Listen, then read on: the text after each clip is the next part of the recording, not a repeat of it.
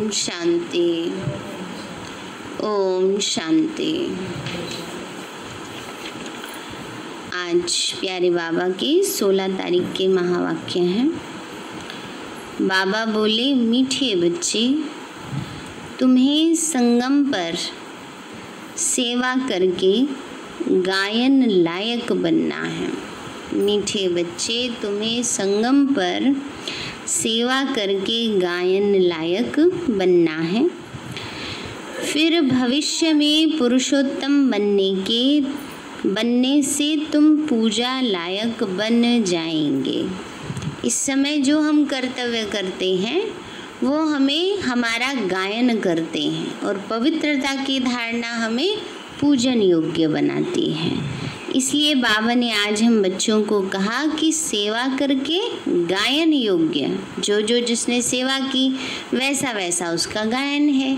जैसे नैना देवी है, मनसा देवी है, चिंतपूर्णी है ना, ये सब कैसे बने? सेवाएं जिसने जैसी की उसके आधार से, और जैसी पवित्रता धारण करते हैं उसके आधार से पूजन योग्य बनते हैं। तो बाबा कहते, बच्चे, तुम्हें संगम पर सेवा करके गायन लायक बनना है। फिर भविष्य में पुरुषोत्तम बनने से तुम पूजा लायक बन जाएंगे।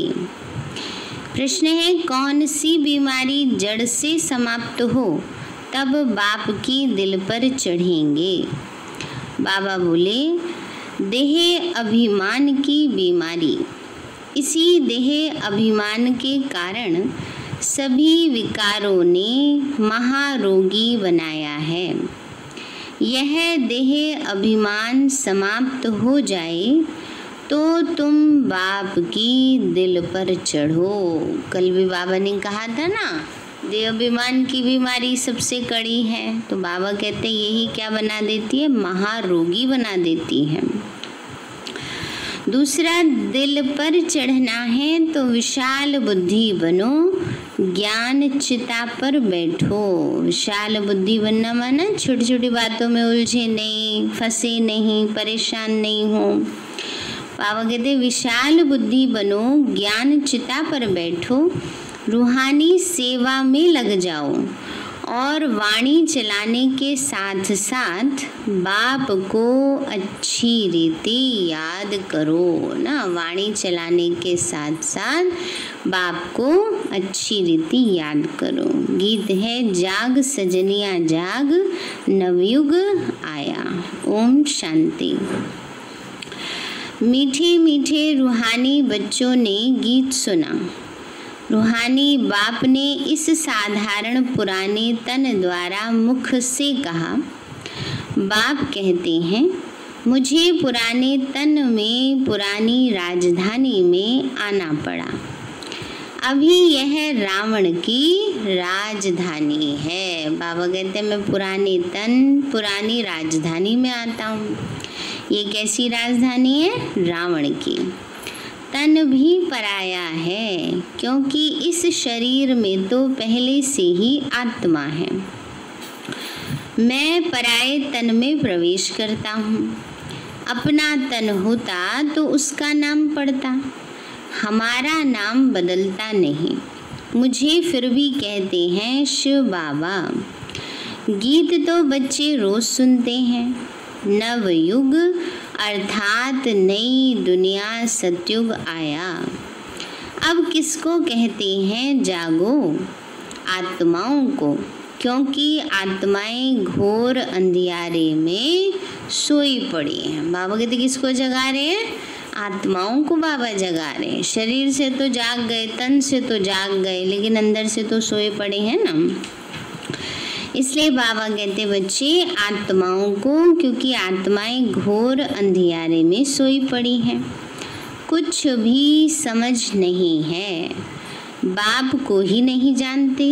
अब बाप जगाने आए हैं। अभी तुम बेहद के बाप को जानते हो, उनसे बेहद का सुख मिलना है नए युग में। सतयुग को नया युग कहा जाता है, कलयुग को पुराना युग कहेंगे। विद्वान पंडित आदि कोई भी नहीं जानते। कोई से भी पूछो नया युग फिर पुराना कैसे होता है, तो कोई भी बता नहीं सकेंगे। कहेंगे यह तो लाखों वर्ष की बात है। अभी तुम बच्चे जानते हो हम नए युग से फिर पुराने युग में कैसे आए हैं, अर्थात स्वर्गवासी से नरकवासी कैसे बने हैं ना। बाबा ने कहा नए से पुराने युग में कैसे आए, कहाँ बैठे आराम से सतयुग में स्वर्ग में, और अभी इस समय कैसी अवस्था में आ गए। तो मनुष्य तो कुछ भी नहीं जानते, जिनकी पूजा करते हैं उनकी बायोग्राफी को भी नहीं जानते। जैसे जगदम्बा की पूजा करते हैं, अब वह अम्बा कौन है जानते नहीं। अम्बा वास्तव में माताओं को कहा जाता है, परंतु पूजा तो एक की होनी चाहिए। शिव बाबा का भी एक ही अव्यभिचारी यादगार है। अम्बा भी एक है, परंतु जगत अम्बा को जानते नहीं। ये है जगत अम्बा और लक्ष्मी है जगत की महारानी ना। बाबा ने कहा ये है जगत अम्बा, मम्मा है जगदम्बा, और भविष्य में वही आत्मा होगी ना, परंतु पद बदल गया है, तो भविष्य में क्या बनेंगी, जगत महारानी लक्ष्मी ना। तो बाबा कहते बच्चे लक्ष्मी है जगत की महारानी। तुमको पता है जगदम्बा कौन है और जगत महारानी कौन है, यह बातें कभी कोई जान न सके। लक्ष्मी को देवी और जगदम्बा को ब्राह्मणी कहेंगे। ब्राह्मण संगम पर ही होते हैं, इस संगम युग को कोई नहीं जानते। प्रजापिता द्वारा नई पुरुषोत्तम सृष्टि रची जाती है, तो पुरुषोत्तम तुमको वहाँ देखने में आएंगे। इस समय तुम ब्राह्मण गायन लायक हो, सेवा कर रहे हो, फिर तुम पूजन लायक बनते हो। बाबा ने कहा इस समय ब्राह्मण गायन लायक हैं, ब्राह्मणों का इस समय गायन होता है, इतनी सेवा करते हैं, लेकिन पूजन नहीं हो सकता। यहाँ पूजन थोड़ी हो सकता है ना। पूजा कहाँ होगी, भविष्य में पूजन लायक बनेंगे। पूजन लायक तभी कोई बनता है जब आत्मा और शरीर दोनों पावन हो। तो इसीलिए जो सतयुगी रूप है उसकी पूजा होती है, इस समय वाले रूप की पूजा नहीं हो सकती है। इसीलिए बाबा कई बार कहते थे मैं फूल हार भी स्वीकार नहीं करता। ब्रह्मा बाबा को कई स्नेह से जैसे फूल माला पहनाते थे, बुके देते थे, तो बाबा कहते ये भी स्वीकार नहीं करता है ना, क्योंकि सतयुग वाला रूप है संपूर्ण रूप है ना, और इस समय वाला है पुरुषार्थी रूप। तो बाबा कहते बच्चे पूजन लायक बनेंगे। ब्रह्मा को इतनी भुजाएं देते हैं तो अम्बा को भी क्यों नहीं देंगे, उनके भी तो सब बच्चे हैं ना। माँ बाप ही प्रजापिता बनते हैं, बच्चों को प्रजापिता नहीं कहेंगे। लक्ष्मी नारायण को कभी सतयुग में जगत पिता जगत माता नहीं कहेंगे। प्रजापिता का नाम बाला है, जगत पिता और जगत माता एक ही है, बाकी हैं उनके बच्चे। अजमेर में प्रजापिता ब्रह्मा के मंदिर में जाएंगे तो कहेंगे बाबा क्योंकि है प्रजापिता। हद के पिताएं बच्चे पैदा करते हैं तो वह हद के प्रजापिता ठहरे, यह है बेहद का। शिव बाबा तो सब आत्माओं का बेहद का बाप है। यह भी तुम बच्चों को कंट्रास्ट लिखना है। जगत अम्बा सरस्वती है एक, नाम कितने रख दिए हैं, दुर्गा काली आदि। तो अम्बा और बाबा के तुम सब बच्चे हो। बाबा ने कहा अम्बा और बाबा के हम सब बच्चे हैं, है ना, जगदम्बा और प्रजापिता ब्रह्मा, तो उनके बच्चे हो गए ब्राह्मण। तो बाकी हैं बच्चे और बच्चियां हैं सब अडॉप्टेड। इतने सब बच्चे कहाँ से आ सकते हैं? ये सब है मुख वंशावली। मुख से स्त्री को क्रिएट किया तो रचयिता हो गया, है ना। कैसे बनाते हैं? मुख से बोलकर। मुख से बोलते हैं ना, तुम मेरी हो, वायदे करते हैं, वचन लेते हैं। अब जैसे बाबा कहते कि तुम यह मेरी है, मैंने इनसे बच्चे पैदा किए। मुख वंशावली माना मुंह बोले, कहते हैं ना ये हमारी मुंह बोली बहन है, मुंह बोला भाई है, मुंह बोला फलाना रिश्तेदार है। तो ऐसे ही बाबा ने हमें कैसे अपना बनाया?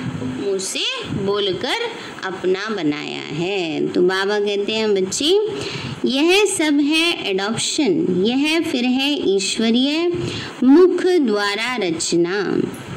आत्माएं तो हैं ही, उनको अडॉप्ट नहीं किया जाता। बाबा कहते हैं तुम आत्माएं सदैव मेरे बच्चे हो। आत्मिक रूप में हम क्या हैं? सब शिव बाबा के बच्चे हैं। लेकिन जब ज्ञान ले रहे हैं तब क्या है? ब्रह्मा कुमार, ब्रह्मा कुमारी, क्योंकि ब्रह्मा मुख से लिया है। तो बच्चों को, आत्माओं को अडॉप्ट नहीं करते, बच्चे और बच्चियों को करते हैं। यह भी बड़ी सूक्ष्म समझने की बातें हैं। इन बातों को समझने से तुम यह लक्ष्मी नारायण बनते हो। कैसे बने? हाँ, यह हम समझा सकते हैं। क्या ऐसे कर्म किए जो यह विश्व के मालिक बने ना। बाबा कहते हैं, अभी बाबा हमें समझा रहे हैं कि इन्होंने ऐसे कौन से कर्म किए जो विश्व के मालिक बने। तुम प्रदर्शनी आदि में भी पूछ सकते हो। तुमको मालूम है इन्होंने यह स्वर्ग की राजधानी कैसे ली। तुम्हारे में भी यथार्थ रीति हर कोई नहीं समझा सकते, जिनमें दैवी गुण होंगे। बाबा ने कहा तुम्हारे में भी यथार्थ रीति नहीं समझा सकते। कौन समझा सकते हैं? जिनमें दैवी गुण होंगे, खुद के अंदर होंगे तभी तो कह सकेंगे ना। इस रूहानी सर्विस में लगे हुए होंगे, वह समझा सकेंगे। बाकी तो माया की बीमारी में ही फंसे रहते हैं। अनेक प्रकार के रोग लगे पड़े हैं। और आज बाबा ने सबसे बड़ा रोग किसको बताया? क्या है सबसे बड़ा रोग? हाँ, देह अभिमान। बाबा ने कहा देह अभिमान का भी रोग है। इन विकारों ने ही तुमको रोगी बनाया है। बाबा कहते हैं मैं तुमको पवित्र देवता बनाता हूँ। तुम सर्वगुण संपन्न 16 कला संपूर्ण निर्विकारी थे, पवित्र थे। अभी पतित बन गए हो, बेहद का बाप ऐसे कहेंगे। इसमें निंदा की तो बात नहीं, तो समझाने की बात है ना। कई सोचते हैं बाबा तो हमारी निंदा करते हैं, बाबा ने हमें ऐसे बोल दिया। अब बाबा कहते हैं निंदा थोड़ी करिए, पतित हैं तो हैं सब ना, इसमें निंदा क्या हुई? जब खुद जाके गा रहे हैं तब कुछ नहीं है ना, और बाबा कह रहे हैं तब कहेंगे बाबा ने हमारी निंदा कर दी, बाबा ने हमें ऐसे बोल दिया। तो ये तो समझाने की बात है। भारतवासियों को बेहद का बाप कहते। मैं यहाँ भारत में आता हूँ। भारत की महिमा तो अपरंपार है। यहाँ आकर नर्क को स्वर्ग बनाते हैं, सबको शांति देते हैं। तो ऐसे बाप की भी महिमा अपरम अपार है, पारावार नहीं है। बाबा कहते हैं ऐसे बाप की महिमा क्या है? अपरम अपार है। उसका पारावार ही नहीं, माना कोई अंत ही नहीं। जगत अम्बा और उनकी महिमा को कोई भी नहीं जानते। इनका भी कंट्रास्ट तुम बता सकते हो। यह जगदम्बा की बायोग्राफी, यह लक्ष्मी की बायोग्राफी। वही जगदम्बा फिर लक्ष्मी बनती है, फिर लक्ष्मी 184 जन्मों के बाद जगदम्बा होगी। चित्र भी अलग अलग रखने चाहिए। दिखाते हैं लक्ष्मी को कलश मिला, दिखाते हैं ना। सागर मंथन किया, पहले क्या निकला? विष निकला। वो किसने पिया? शिव जी ने पिया, है ना। और फिर क्या किया, फिर धीरे धीरे रतन निकले ना, और क्या निकला, अमृत निकला। और अमृत किसने लिया, लक्ष्मी ने। तो बाबा कहते हैं बच्चे, दिखाते हैं लक्ष्मी को कलश मिला, परंतु लक्ष्मी फिर संगम पर कहाँ से आई, वह तो सतयुग में हुई। ये सब बातें बाप समझाते हैं। चित्र बनाने के ऊपर जो मुकर्रर हैं उनको विचार सागर मंथन करना चाहिए, तो फिर समझाना सहज होगा। इतनी विशाल बुद्धि चाहिए तब दिल पर चढ़े। जब बाबा को अच्छी रीति याद करेंगे, ज्ञान चिता पर बैठेंगे, तब दिल पर चढ़ेंगे ना। किसंदी माता क्या कह रहे हैं बाबा?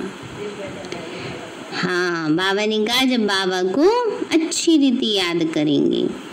ऐसे नहीं कि जो बहुत अच्छी वाणी चलाते हैं तो वो दिल पे चढ़ते हैं। बाबा कहते हैं थोड़ी होता है कि सिर्फ जैसे बाबा कहते तोते होते हैं, तोते बोलते रहते हैं, गंगा राम नल पे मत बैठना, और बैठा कहाँ होता है, नल पे ही बैठा होता है ना। तो बाबा ने कहा बच्चे दिल पे कौन चढ़ेंगे, जिसके अंदर धारणाएं हैं। नहीं तो बाबा कहते हैं दिल पर अंत में चढ़ेंगे, वो भी कैसे, नंबरवार पुरुषार्थ अनुसार, जब देहाभिमान खत्म हो जाएगा। बाप ने समझाया है ब्रह्म ज्ञानी ब्रह्म में लीन होने की मेहनत करते हैं, परंतु ऐसे कोई लीन हो नहीं सकता। बाकी मेहनत करते हैं, उत्तम पद पाते हैं। ऐसे ऐसे महात्मा बनते हैं जो उनको प्लैटिनम में भी वजन करते हैं। प्लैटिनम एक धातु होती है जो हीरे से भी ज़्यादा कीमती होती है। आपने देखा होगा कभी कभी कोई ऐसी घड़ी पहनते हैं जो अंधेरे में भी चमकती है, तो प्लैटिनम वही धातु होती है जो अंधेरे में भी बहुत चमकती है। तो बाबा कहते हैं बच्चे कई ऐसे होते हैं जो प्लैटिनम में भी अपने गुरु का वजन करते हैं, क्योंकि ब्रह्म में लीन होने की मेहनत तो करते हैं ना, तो मेहनत का फल भी मिलता है। बाकी मुक्ति, जीवन मुक्ति नहीं मिल सकती। तुम बच्चे जानते हो अब यह पुरानी दुनिया गई की गई। इतने बॉम्ब्स बनाए हैं, रखने के लिए थोड़े ही बनाए हैं। तुम जानते हो पुरानी दुनिया के विनाश के लिए यह बॉम्ब्स काम में आएंगे। अनेक प्रकार के बॉम्ब्स हैं। बाप ज्ञान और योग सिखलाते हैं। बाबा कहते हैं वो तो स्थूल बॉम्ब है। बाबा हम बच्चों को क्या सिखा रहे हैं, ज्ञान योग सिखाते हैं। फिर राज राजेश्वर डबल सिरताज देवी देवता बनेंगे। कौन सा ऊंचा पद है, कौन सा ऊंचा पद है, इस समय वाला या भविष्य वाला? पद कौन सा ऊंचा है संजय भाई? पद कौन सा ऊंचा है? इस समय वाला। क्यों? क्योंकि इस समय बाबा की हम छत्र छाया में हैं। बाबा कहते हैं ब्राह्मण चोटी है ऊपर ना, देवी देवता तो मस्तक है। चोटी का है, चोटी ऊंची है कि मस्तक ऊंचा है? पहले तो चोटी आती है ना। तो बाबा कहते हैं बच्चे चोटी सबसे ऊपर है। अभी तुम बच्चों को पतित से पावन बनाने बाप आए हैं, फिर तुम भी पतित पावनी बनती हो। यह नशा है। हम सबको पावन बनाए राज राजेश्वर बना रहे हैं। नशा हो तो बहुत खुशी में रहें। अपने दिल से पूछो हम कितनों को आप समान बनाते हैं। प्रजापिता ब्रह्मा और जगदम्बा दोनों एक जैसे हैं। ब्राह्मणों की रचना रचते हैं। शूद्र से ब्राह्मण बनने की युक्ति बाप ही बताते हैं। यह कोई शास्त्रों में नहीं है, ये है गीता का युग। महाभारत लड़ाई भी बरोबर हुई थी। राजयोग एक को ही सिखाया होगा क्या? फिर बाबा कहते एक कोई थोड़ी योग सिखाएंगे, सारे उसके बच्चे हैं, सबको सिखाते हैं। एक अर्जुन थोड़ी था। बाबा कहते हम सब अर्जुन हैं। मनुष्यों की बुद्धि में फिर अर्जुन और कृष्ण ही हैं। यहाँ तो ढेर पढ़ते हैं। बैठे भी देखो कैसे साधारण हो। छोटे बच्चे अल्फबे पढ़ते हैं ना, तो तुम बैठे हो, तुमको भी अल्फबेट पढ़ा रहे हैं ना। जैसे इंग्लिश में ABCD होती है, ऐसे ही उर्दू में अल्फ माना पहला अक्षर और बे माना दूसरा अक्षर। ऐसे ही बाबा हमें सारी बातें बता रहे हैं। अल्फ और बे ये है वर्षा। बाप कहते मुझे याद करो तो तुम विश्व के मालिक बनेंगे। कोई भी आसुरी काम नहीं करना है, दैवी गुण धारण करने हैं। देखना है हमारे में कोई अवगुण तो नहीं है। मैं निर्गुण हारे में कोई गुण नहीं। अभी निर्गुण आश्रम भी है, परंतु अर्थ तो कुछ भी नहीं है। निर्गुण अर्थात मेरे में कोई गुण नहीं। अब गुणवान बनाना ये किसका काम है? भगवान का काम है, बाबा का काम है। बाप के टाइटल की टोपी अपने ऊपर रख लेते हैं, है ना। बाबा ने कहा शिव बाबा बनाते हैं गुणवान, अपने ऊपर नाम रखा लेते हैं ना। तो बाबा कहते बाबा के टाइटल की टोपी अपने ऊपर रख दी है। तो बाप कितनी बातें समझाते हैं। श्री श्री का टाइटल होता है ना, शिव बाबा का है, वो भी अपने ऊपर रखा लिया, जगत गुरु का, विश्व के मालिक का। डायरेक्शन भी देते हैं, जगदम्बा और लक्ष्मी का कंट्रास्ट बनाओ। ब्रह्मा सरस्वती संगम के और लक्ष्मी नारायण है सतयुग के। यह चित्र है समझाने के लिए। सरस्वती ब्रह्मा की बेटी है, पढ़ते हैं मनुष्य से देवता बनने के लिए। अभी तो तुम ब्राह्मण हो, सतयुगी देवता भी मनुष्य ही हैं, परंतु उन्हों को देवता कहते। मनुष्य कहने से जैसे उनकी इंसल्ट हो जाती, इसलिए देवी देवता व भगवान भगवती कह देते।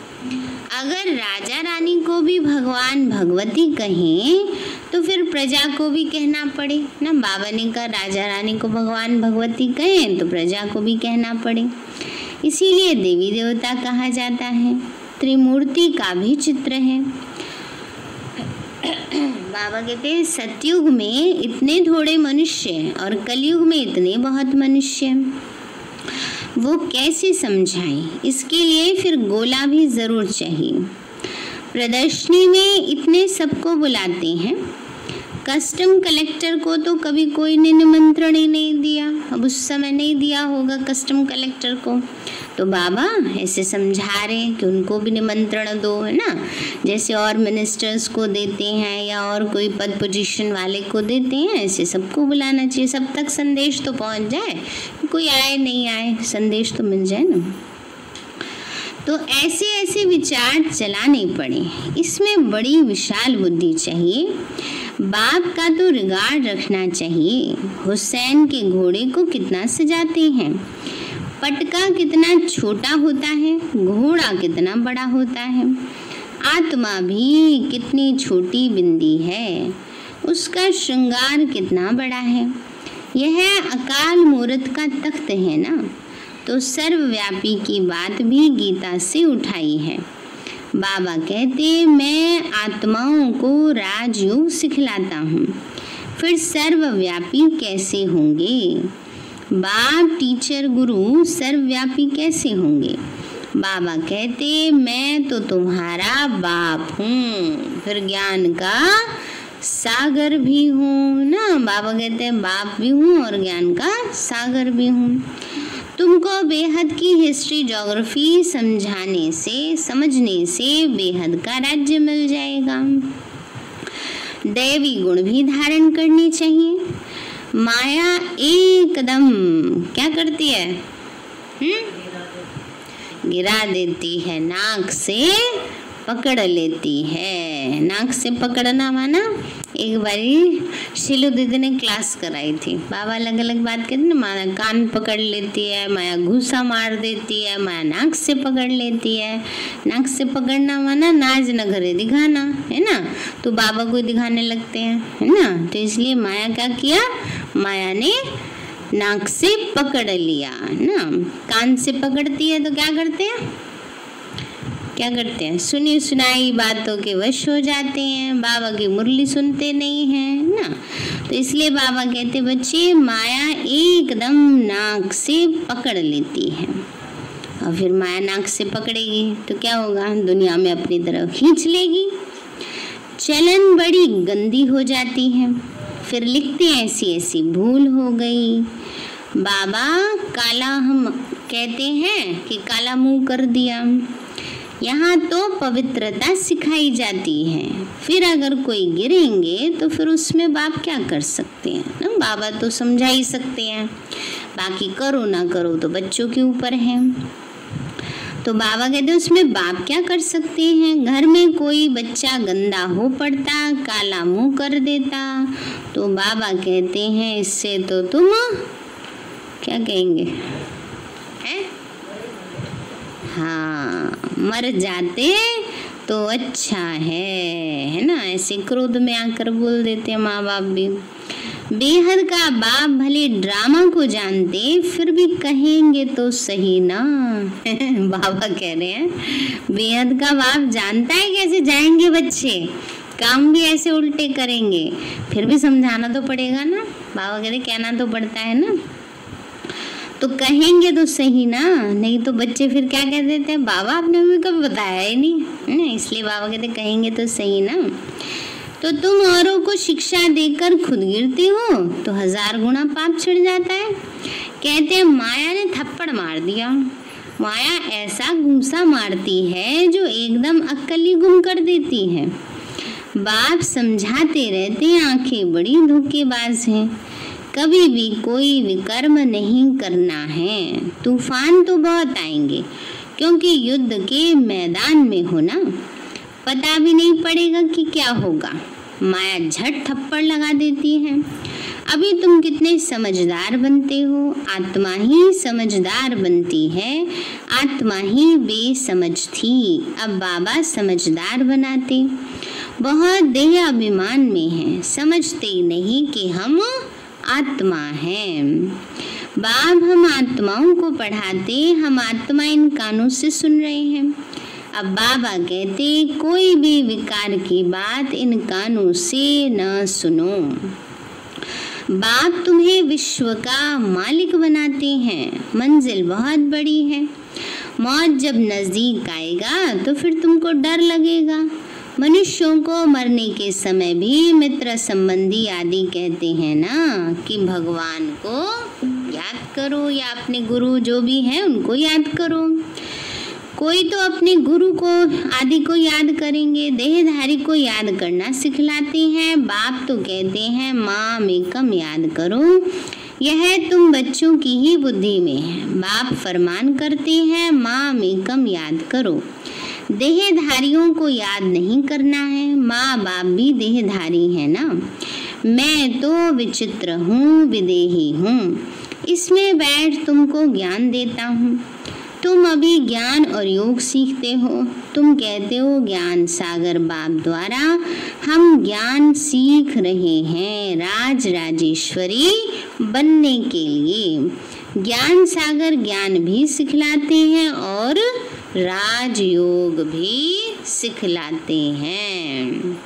अच्छा, मीठे मीठे सिक्के लदे बच्चों प्रति माता पिता बाप दादा का याद प्यार। Good morning. रूहानी बाप की रूहानी बच्चों को नमस्ते।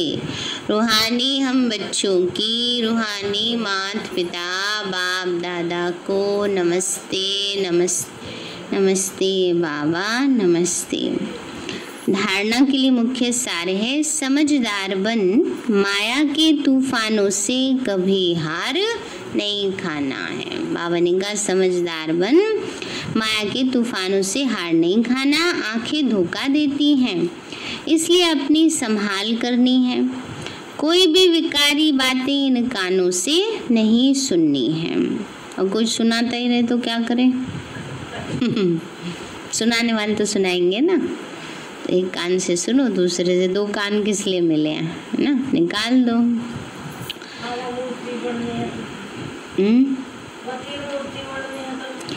तो तो अपने दिल से पूछना है कि हम कितनों को आप समान बनाते हैं। मास्टर पतित पावनी बन सबको पावन राज राजेश्वर बनाने की सेवा कर रहे हैं। हमारे में कोई अवगुण तो नहीं है, दैवी गुण कहाँ तक धारण किए हैं। वरदान दिया बाबा ने, सभी को ठिकाना देने वाले रहमदिल बाप के बच्चे रहमदिल भव। सभी को ठिकाना देने वाले रहमदिल बाप के बच्चे रहमदिल भव। बाबा बोले रहमदिल बाप के रहमदिल बच्चे किसी को भी भिखारी के रूप में देखेंगे तो उन्हें रहम आएगा कि इस आत्मा को भी ठिकाना मिल जाए, इसका भी कल्याण हो जाए। भिखारी के रूप में माना शांति के भिखारी, सुख के भिखारी, शक्ति के भिखारी, है ना। तो बाबा कहते हैं उनको सकाश देना है और ये भावना रखनी इनका कल्याण हो। उनके संपर्क में जो भी आएगा उसे बाप का परिचय जरूर देंगे। जैसे कोई घर में आता है तो पहले उनसे पानी पूछा जाता है, ऐसे ही चला जाए तो बुरा समझते हैं। ऐसे जो भी संपर्क में आता है उसे बाप के परिचय का पानी जरूर पूछो।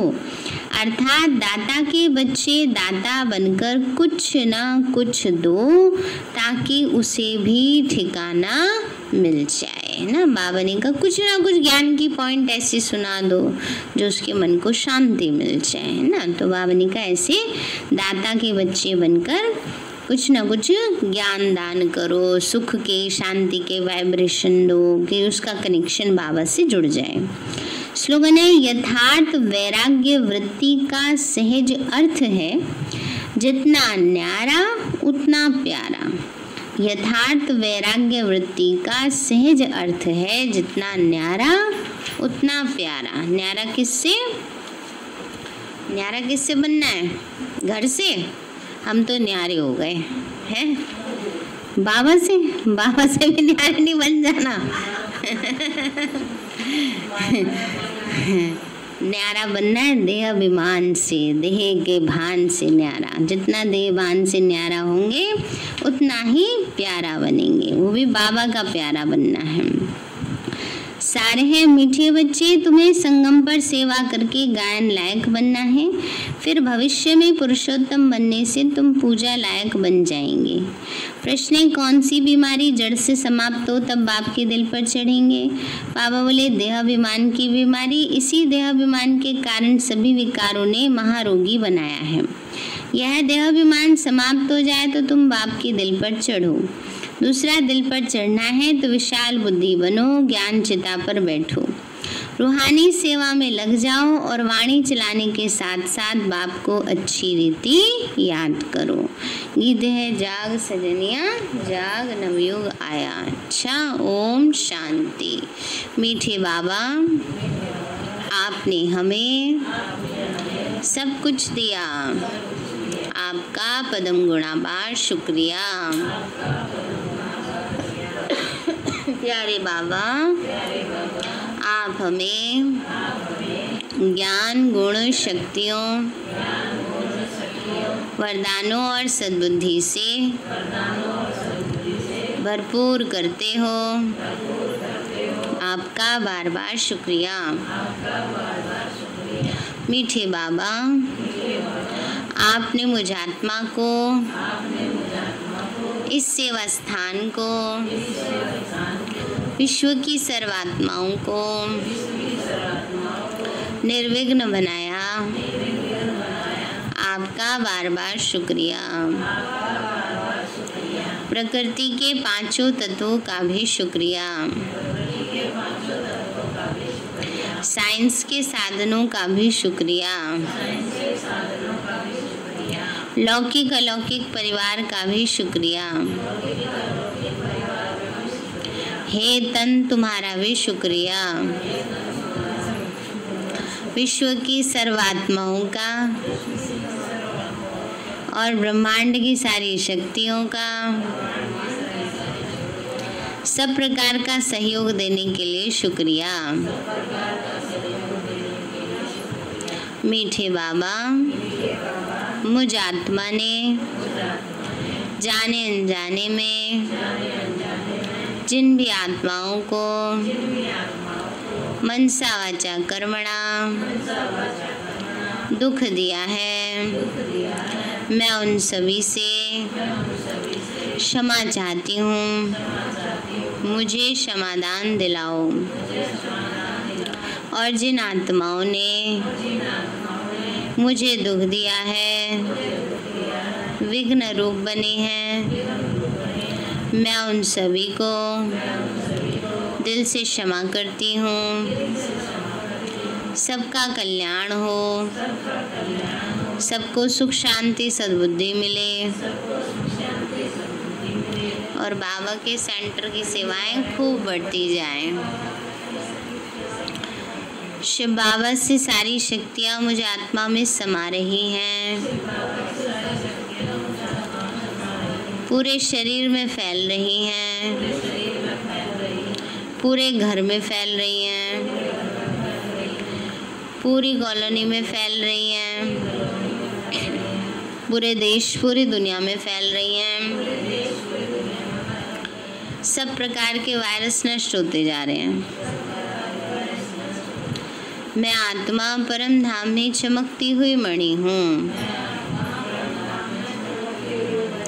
सतयुग में पावन देवताई शरीर में हूँ।